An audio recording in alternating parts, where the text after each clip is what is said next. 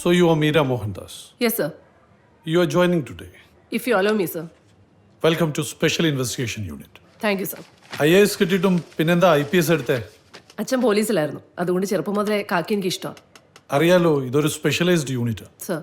തെളിയിക്കാൻ ബുദ്ധിമുട്ടുള്ള കേസുകൾ മാത്രമാണ് നമ്മളിവിടെ അന്വേഷിക്കുന്നത്. ഇവിടെ ജോയിൻ ചെയ്യാൻ സാധാരണ ആരും താല്പര്യം കാണിക്കാറില്ല. പക്ഷെ മീര ഈ പോസ്റ്റിംഗ് ചോദിച്ചു വാങ്ങി. എന്താ കാരണം? എനിക്കൊരു നല്ല ഇൻവെസ്റ്റിഗേറ്റർ ആകാനാണ് താല്പര്യം.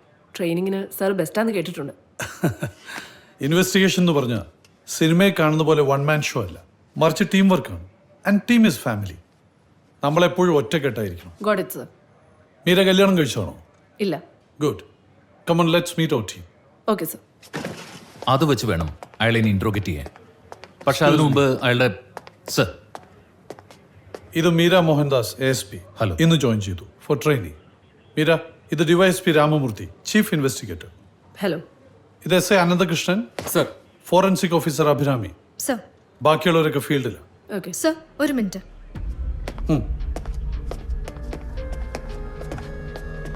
ആലുവ മർഡർ കേസിന്റെ കാര്യമാണ്. ഞങ്ങൾ ബുള്ളറ്റ് മാർക്സ് കമ്പയർ ചെയ്തു. ഇതാണ് ബോഡിയിൽ നിന്ന് കിട്ടിയ ബുള്ളറ്റിലെ റൈഫിൾ മാർക്സ്. ഇത് പ്രതിയുടെ തോക്കിലെ റൈഫിൾ മാർക്സ്. രണ്ടും പെർഫെക്റ്റ് മാച്ചാണ് സർ. ഗുഡ്. അറസ്റ്റ്. സർ. തോക്കിന്റെ കുഴലിനുള്ളിൽ പ്രത്യേകതരം പൊഴികളുണ്ട്. അതേലുരസി പുറത്തു വരുമ്പോഴാണ് ബുള്ളറ്റിൽ റൈഫിൾ മാർക്സ് ഉണ്ടാവുന്നത്. ഓരോ തോക്കിന്റെയും റൈഫിൾ മാർക്സ് വ്യത്യസ്തമായിരിക്കും, മനുഷ്യരുടെ ഫിംഗർ പ്രിന്റ് പോലെ. അതുകൊണ്ടൊരു വെടിയുണ്ട കിട്ടിയാൽ അത് ഏത് തോക്കിൽ നിന്നാണ് ഫയർ ചെയ്തതെന്ന് കൃത്യമായി പറയാൻ പറ്റും.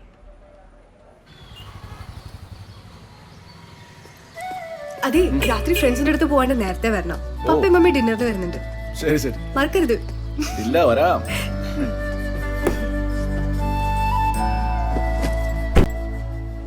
മീര, എൻ്റെ കൂടെ വർക്ക് ചെയ്യുന്ന അത്ര എളുപ്പമാവില്ല.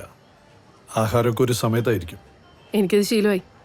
ഒരു ഇൻവെസ്റ്റിഗേറ്റർ എന്ന് പറഞ്ഞാൽ പൂച്ചയെ പോലെ ക്യൂരിയസ് ആയിരിക്കണം, വേട്ടപ്പട്ടിയെ പോലെ ഫെറോഷ്യസ് ആയിരിക്കണം, കത്തിമുന പോലെ ഷാർപ്പായിരിക്കണം. എന്ന് വെച്ചാൽ ഉറങ്ങുമ്പോൾ പോലും ഒരു കണ്ണ് തുറന്നിരിക്കണം.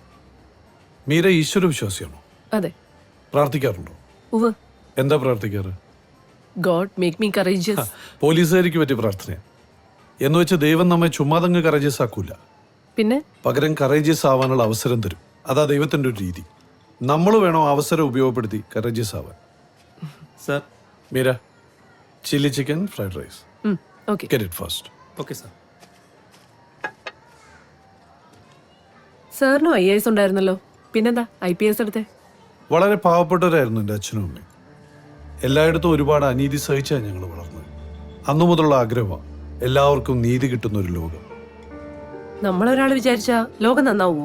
അതൊക്കെ ഗട്ട്സ് ഇല്ലാത്തവർ പറയുന്ന ഓരോ ന്യായങ്ങളാണ്. ഞാൻ ഒരാൾ നന്നായ ഈ ലോകം അത്രയും നന്നായി എന്ന് വിചാരിക്കുന്ന ഒരാളാണ് ഞാൻ.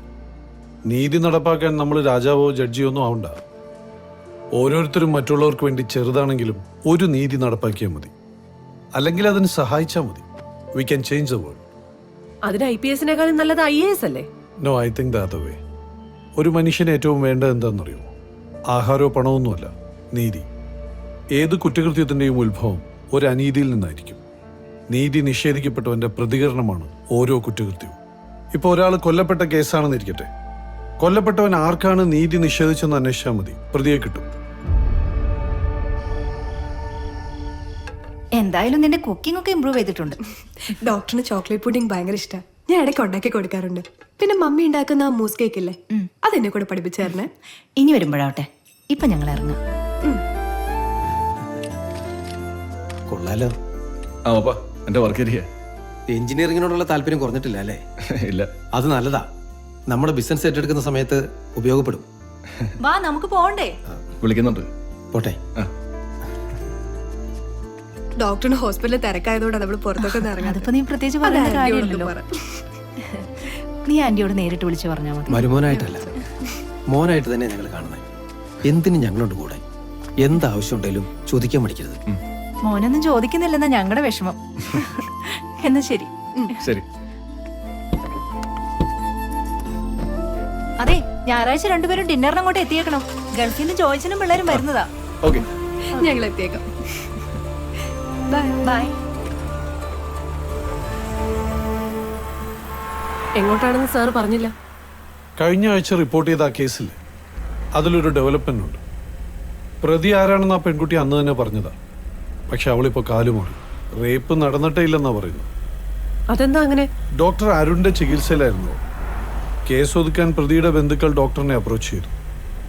ഡോക്ടർ ഇടപെട്ട ആ പെൺകുട്ടിക്ക് വലിയൊരു നഷ്ടപരിഹാരം വാങ്ങിക്കൊടുക്കുകയും ചെയ്തു.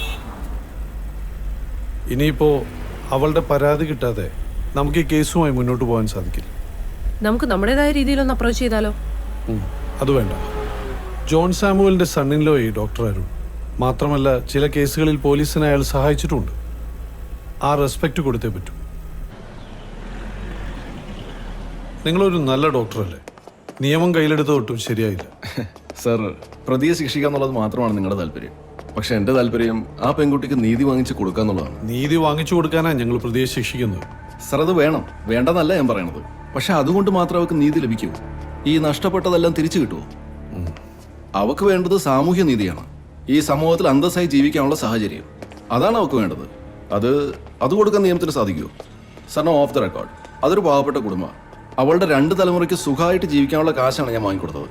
സാറിനെ പോലത്തെ ഒരു നല്ല ഓഫീസർ അതിൽ നീതി കാണാതിരിക്കരുത്. ആ കുട്ടിയോട് ഞാനൊന്ന് സംസാരിച്ചോട്ടെ? Sorry ma'am, her condition still very unstable. ഇപ്പോൾ ചോദ്യം ചെയ്യാൻ പറ്റില്ല. Please come. രോഗിയുടെ അവകാശങ്ങൾ സംരക്ഷിക്കേണ്ടത് എൻ്റെ ഉത്തരവാദിത്തമാണ്. മെഡിക്കൽ എത്തിക്സിൽ ഞാൻ വെള്ളം ചേർക്കാറില്ല. അത് ഇദ്ദേഹത്തിനല്ലല്ലോ അറിയാം. പിന്നെ ഞങ്ങൾ എങ്ങനെ കേസ് മുന്നോട്ട് കൊണ്ടുപോകും? പ്രതിയെ നിങ്ങൾക്ക് അറിയാലോ. 4 സ്റ്റേഷനിലെ 5 കേസുണ്ട് ഇയാൾക്കെതിരെ. എന്തുകൊണ്ട് ആ കേസുകൾ ഉപയോഗിച്ച് ഇയാൾ അറസ്റ്റ് ചെയ്തുകൂടാ? വേണ്ട രീതിയിൽ ചോദ്യം ചെയ്താൽ അയാളെല്ലാം പറയില്ലേ? പഴയ പോലെ അല്ല ഡോക്ടർ. മനുഷ്യാവകാശ സംഘടനകളൊക്കെ നോക്കിയിരിക്കുക. രോഗിക്കുള്ള പോലുള്ള അവകാശങ്ങൾ കൊല നടത്തിയവന് പോലും ഉണ്ട്. ഒരാളെ കൊലയാളി എന്ന് വിളിക്കണമെങ്കിൽ അയാൾ തന്നെയാണ് കൊല നടത്തിയതെന്ന് തെളിയിക്കാൻ പറ്റണം. അത് സാധിക്കുന്നില്ലെങ്കിൽ യഥാർത്ഥ കൊലയാളി നമ്മുടെ തൊട്ടു മുമ്പിൽ നിന്നാൽ പോലും നമുക്കൊന്നും ചെയ്യാൻ പറ്റില്ല. അതാണ് നിയമം. ശരിയാണ് സർ. ഏത് കൊല നടത്തിയവനും ഹ്യൂമൻ റൈറ്റ്സിന് അവകാശമുണ്ട്. പക്ഷെ അത് കൊല്ലപ്പെട്ടവന്റെ ഹ്യൂമൻ റൈറ്റ്സിനേക്കാളും വലുതാകാൻ പാടില്ല. എന്ത് മനുഷ്യാവകാശത്തിന്റെ പേരിലായാലും ശരി, അവസാനം കൊല്ലപ്പെട്ടവൻ മണ്ടനും കൊന്നവൻ മിടുക്കനുമാവുന്ന ഒരു അവസ്ഥ ഉണ്ടാവരുത്.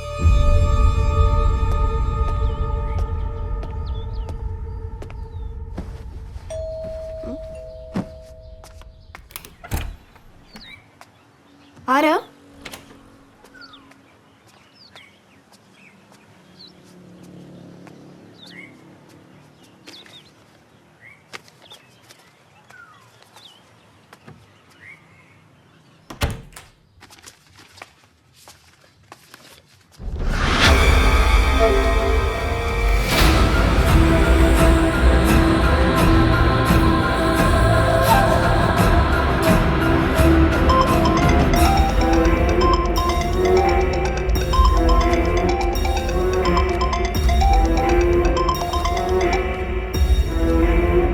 ഹലോ.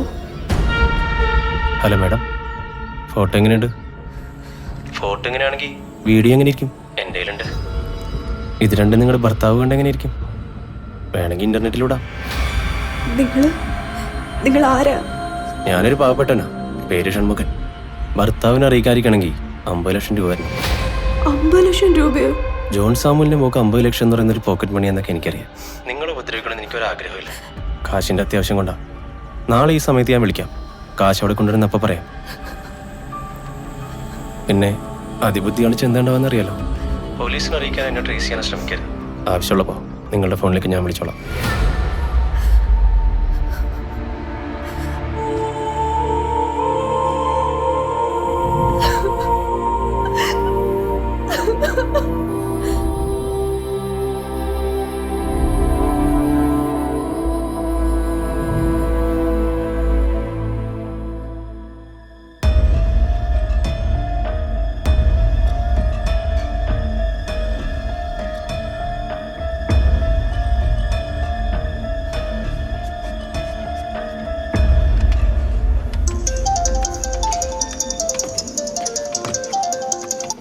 Hello, Kiran speaking. ഞാനാ ശ്രുതി. ശ്രുതിയോ? What a surprise. എന്നെ മറന്നു കാണുമെന്ന് ഞാൻ വിചാരിച്ചേ.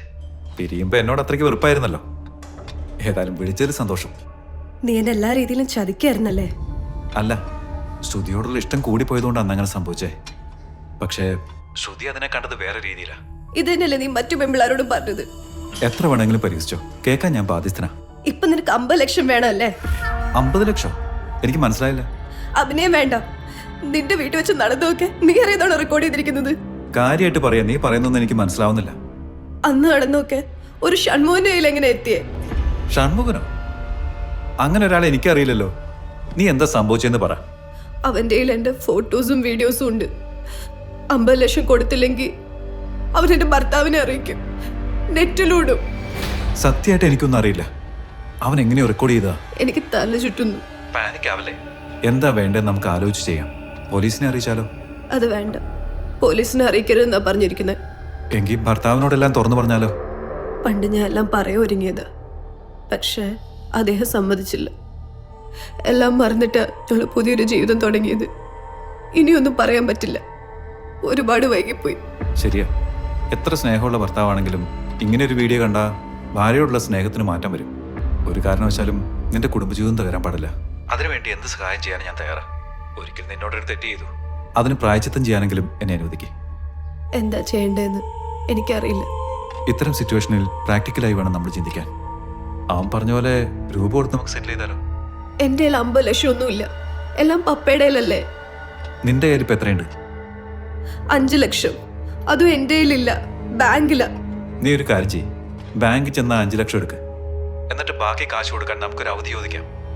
അവനോട് ഞാൻ സംസാരിക്കാം. നീ ആ നമ്പർ തന്നേക്ക്. വേണ്ട, ആരോടും പറയരുതെന്നാ പറഞ്ഞിരിക്കുന്നത്. അതൊക്കെ എനിക്ക് വിട്ടേര്. ഇത്തരം ആളുകളെ ഡീൽ ചെയ്യാൻ എനിക്കറിയാം. നീ രൂപ എടുത്ത് എന്നെ ഏൽപ്പിച്ചാൽ മതി, ബാക്കി ഞാൻ നോക്കിക്കോളാം.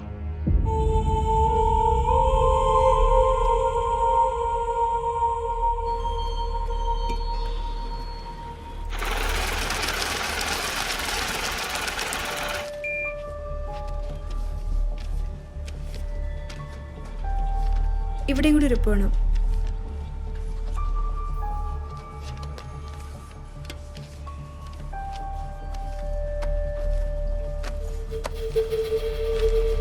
Thank you. വെൽക്കം.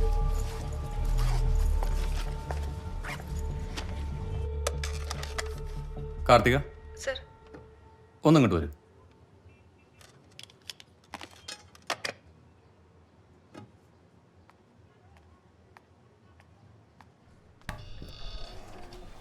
ആ, ഇരിക്കി. കാർത്തിക, ആ പോയതല്ലേ ജോൺ സാമുവലിൻ്റെ മോള്? അതെ സർ. കാർത്തിക ബാങ്കിങ് ഇതുവരെ പഠിച്ചില്ലേ? ആ കുട്ടി ഫിക്സഡ് ഡെപ്പോസിറ്റ് മുഴുവൻ പിൻവലിച്ചു. എന്തിനാന്ന് ചോദിച്ചില്ലേ? അത് സാമുവൽ ഗ്രൂപ്പിൻ്റെ ഉടമസ്ഥയായതുകൊണ്ടാണ് ഞാൻ. ആരായാലും ശരി, ബാങ്കിലിട്ട് രൂപ തിരിച്ചു കൊടുക്കാതിരിക്കാൻ നമ്മൾ പരമാവധി ശ്രമിക്കണം. എന്നിട്ട് അവരെ കൊണ്ട് എങ്ങനെയെങ്കിലും ഒരു ലോൺ എടുപ്പിക്കാൻ നോക്കണം. എന്നാലല്ലേ കാർത്തിക ബാങ്കിന് ലാഭമുള്ളൂ. Sorry sir. Don't worry, I will manage it. Thank you sir.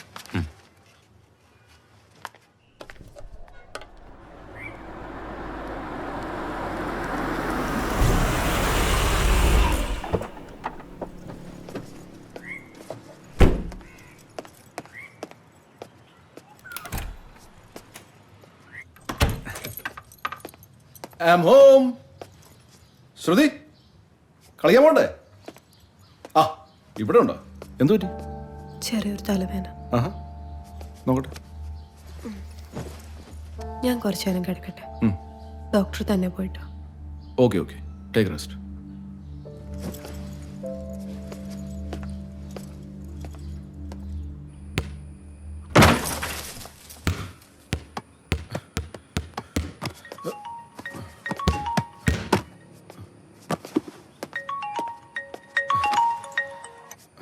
Hello.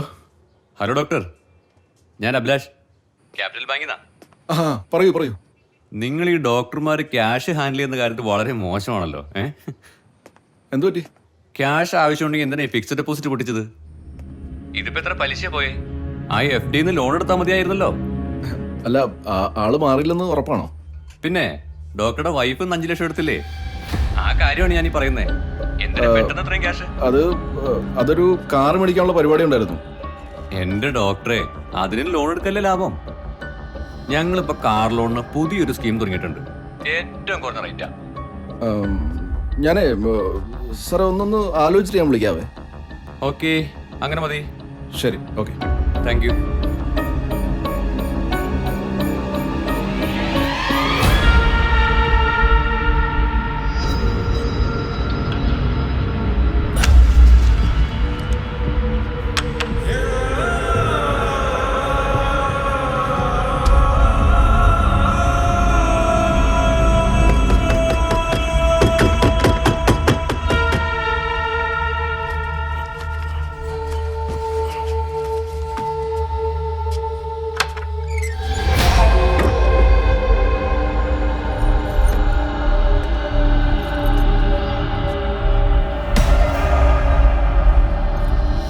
നിങ്ങളാണെങ്കിൽ phone ചെയ്തത്? അതെ. എന്താ കാര്യം? നീയാണ് ശ്രുതിയെ ബ്ലാക്ക്മെയിൽ ചെയ്തേ? ആണെങ്കിൽ ആണെങ്കിലോ? നീ എന്തുള്ള കരുതി അവള് നിനക്ക് പണം തരും. ശരിക്കും?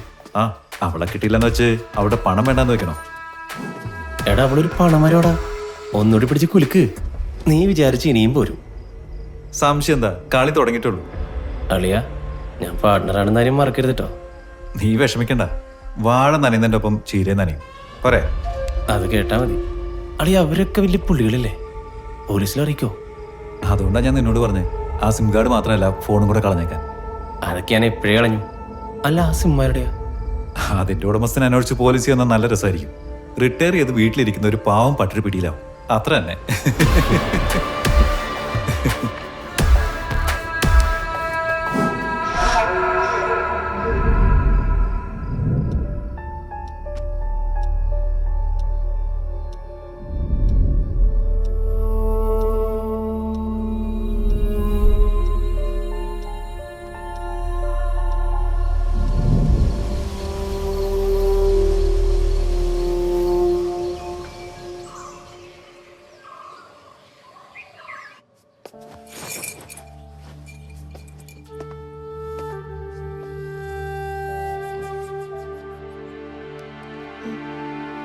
തലവേന മാറിയില്ലേ? ഒരു മൂഡ് ഔട്ട്, അത്രേ ഉള്ളൂ. വീട്ടിൽ പോണം? വേണ്ട, ശരിയായിക്കോളൂ. ലേറ്റ് ആവാതെ പോകാൻ നോക്കാം.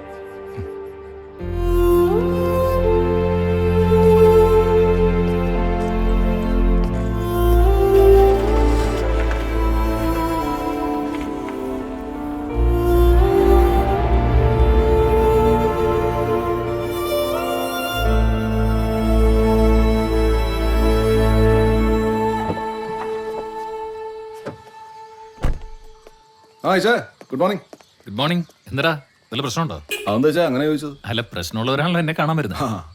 ഇച്ചാ എൻ്റെ കാറൊന്ന് വേണം. ഇച്ചാൻ എൻ്റെ കാർ കൊണ്ടുപോകുമോ? അതിനെന്തരാ, നീ കൊണ്ടുപോയിക്കോ. എവിടെ പോകാനാടാ? ഒരു കാര്യമുണ്ട്, വന്നിട്ട് പറയാം. ആയിക്കോട്ടെ. ഓക്കെ.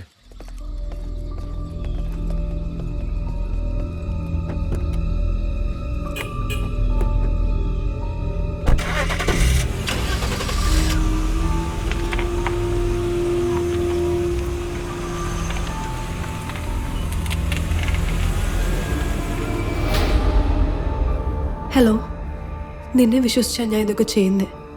ഇനിയും എന്നെ ചതിക്കരുത്. ഇത്രയായിട്ടും നിനക്കെന്നെ വിശ്വാസമില്ലേ? 5 ലക്ഷം എൻ്റെ കയ്യിലുണ്ട്. ഞാൻ എവിടെ കൊണ്ടുവന്നേരണ്ടേ? സെന്റ് മേരി സ്കൂളിന്റെ വടക്ക് വശത്തുള്ള റോഡിൽ വരാൻ പറ്റുമോ? നീ കാറിൽ തന്നെ ഇരുന്നാ മതി, ഇറങ്ങണ്ട. ഞാൻ വന്ന് കണ്ടോളാം. ഓക്കെ.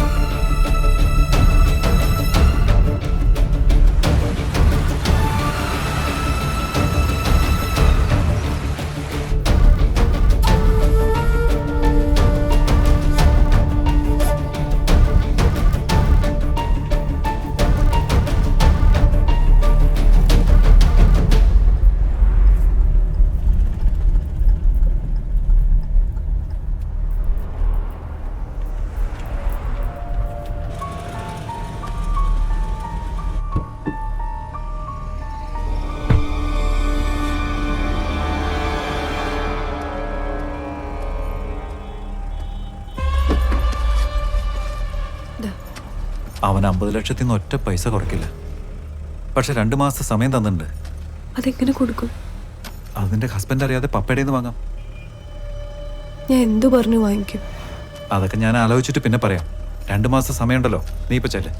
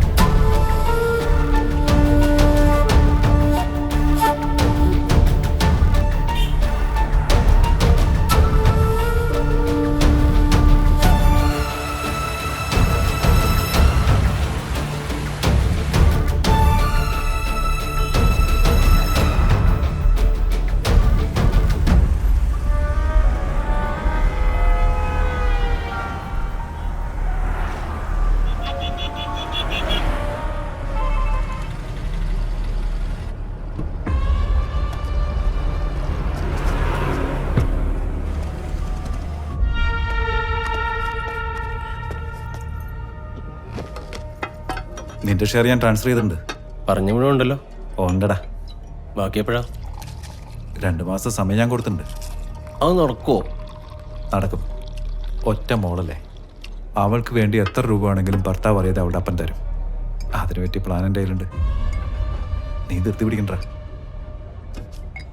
അപ്പൻ്റെയും ഭർത്താവിൻ്റെയും മുമ്പിൽ കിടന്ന് അവൾ നാറി കുരുകുന്ന എനിക്ക് കാണണം.